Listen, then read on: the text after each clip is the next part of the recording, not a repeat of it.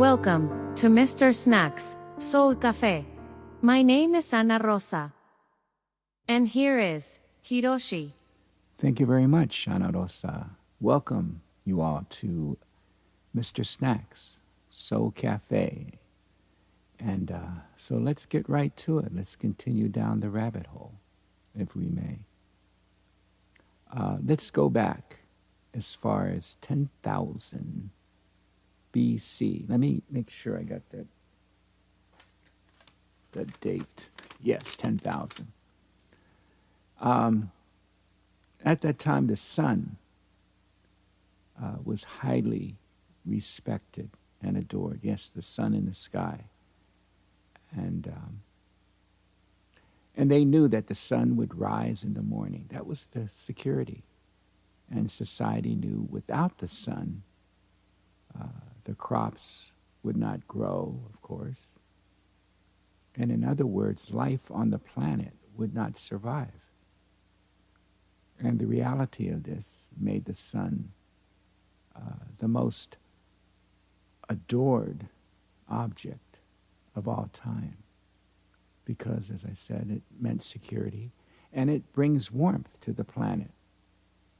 And also the ancient cultures back then were very aware of the stars. The tracking of the stars allowed them to recognize and anticipate events which occurred over long periods of time, such as eclipses and full moons. And the people in turn cataloged celestial groups, and the label they used was constellations. And the cross is one of the oldest conceptual images in all of history. The cross of the zodiac I'm talking about. It represents the sun as it figuratively passes through, the 12 constellations over the course of a year. It also reflects the 12 months of the year, the 4 seasons. And the term zodiac relates to the fact that constellations were anthropomorphized or personified as figures or animals. In other words, the earlier civilizations did not just follow the sun and stars, but they personified them with, elaborate myths involving their movements and relationships. The sun, with its life-giving and saving qualities, was personified as the representative of the Creator, the unseen God. Notice the term God's Son, the light of the world. What else? The Savior of mankind. You get it? So likewise, the 12 constellations represented places for travel for the God's Son and were identified by names. For example, Aquarius was the water bearer who brings the spring rains. So let's take Horus. Yes, we know much about Horus based on discoveries. Horus being the sun or the light, which had an enemy named Set. Set represented darkness with the Egyptians, a personification of darkness and evil. You see, every morning Horus would rise up and defeat Set, while in the evening Set would win the battle over Horus, as the evening is full of darkness, right? And would send Horus into the underworld.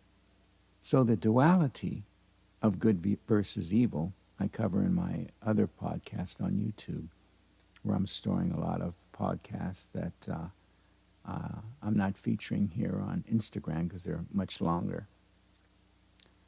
So let's touch on Jesus and the 12 disciples. The disciples are simply the 12 constellations of the zodiac, which being Jesus, being the sun, travels about with, right? The number 12 is all over the Bible, you Bible readers out there. the 12 tribes of Israel, the 12 sons of Jacob. What else here? 12 judges of Israel, 12 Old Testament prophets, 12 kings of Israel, 12 great patriarchs, 12 princes of Israel. Now the cross, unknown to Christians, was an ancient pagan symbol. The cross, and has the cross, right, and the little small circle around the center part of the cross. This is not a symbol of Christianity. It's a pagan adaptation of the cross of the zodiac. And this is why Jesus, in earlier occult art, if you check out the occult art back then, is always shown with his head on a cross, right? Because Jesus is the Son, S-U-N, and the Son of God, S-O-N, the light of the world, the risen Savior who will come again. When? As the sun rises, always returns in the morning. The glory of God who defends against the works of darkness, evil, is born again every morning and can be seen coming in the clouds, right? The sun rises.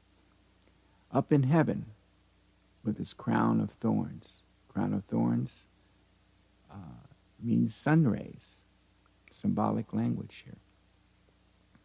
The ancients, the priests, the astronomers knew that the sun descended southward until, what? On December 21st, when it stops moving south for 3 days and then starts moving north. During this period, the sun dies and is hung or crucified in the sky. Once again, symbolic language. This 3-day period is called the winter solstice. And at the end of the winter solstice, on December 25th, Christmas Day, when the sun begins moving north, the sun is resurrected or reborn as the new sun for the coming year. That is why the ancient peoples and cultures during that time rejoiced.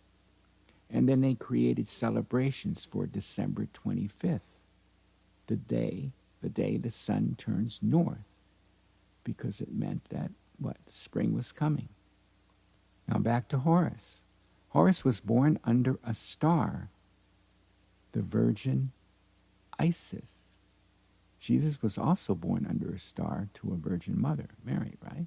This is all part of a personification of an event occurring in the sky in the morning during December 25th, Christmas Day, as we know it from today.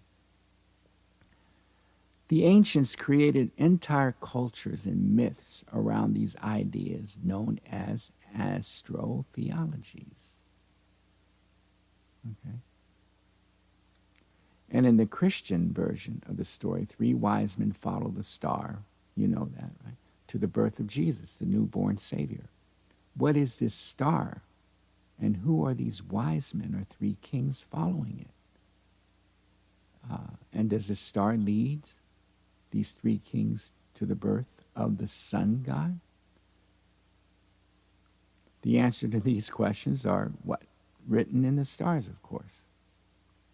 During the Christmas season, you can go outside at night and look to the east and see on the horizon, you'll see the real 3 kings of the east. It's called the Orion's belt. You got that? Orion's belt. And they will be following the brightest star in the sky labeled Sirius. S-I-R-I-U-S. And these stars mark the location where the sun will rise on Christmas Day. And this was even more obvious 2,000 years ago, but they can still be seen today. These stars will not be in this location other times of the year. They sweep down and form this alignment during the solstice, during the Christmas season.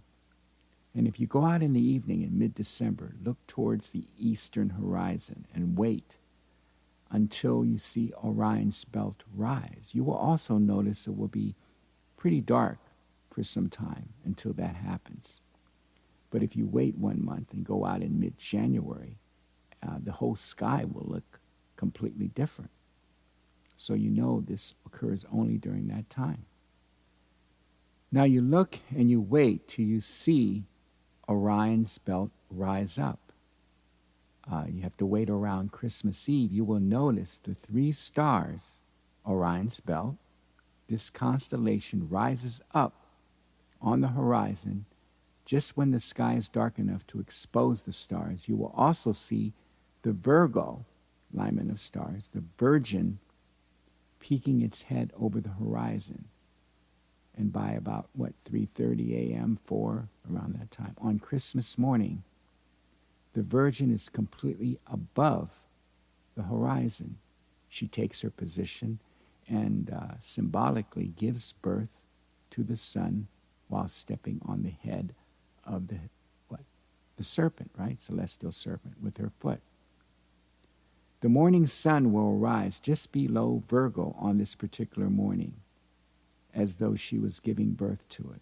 This is the mythological birth of the sun god, born of a virgin. The star in the east is Sirius, the brightest star on the horizon, and on December 24th, 25th, aligns with the 3 stars on Orion's belt. And these 3 stars were called in ancient times what they're called today, the 3 kings.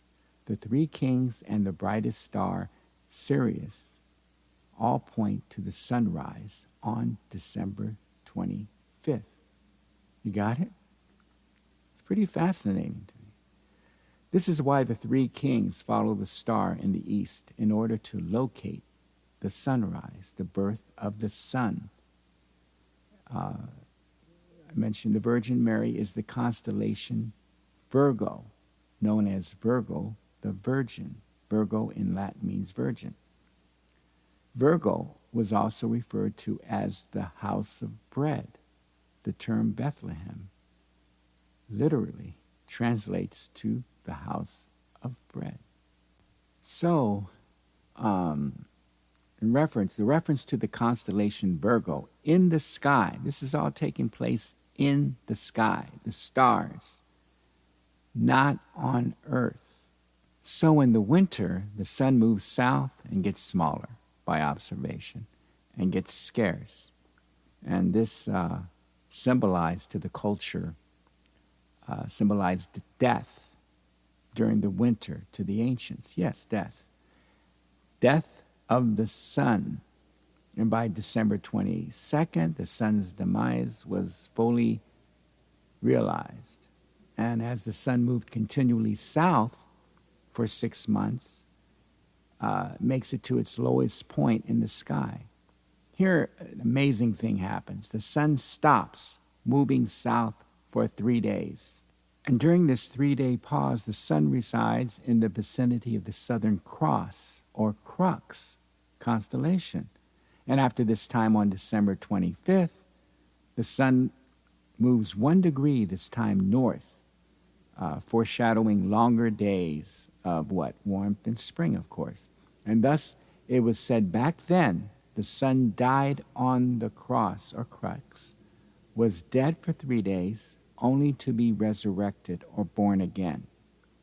And this explains why Jesus and other gods share the crucifixion, the 3 days of death and resurrection concept. And spring represented salvation to the earth. So gotta go. Think on this. Bye.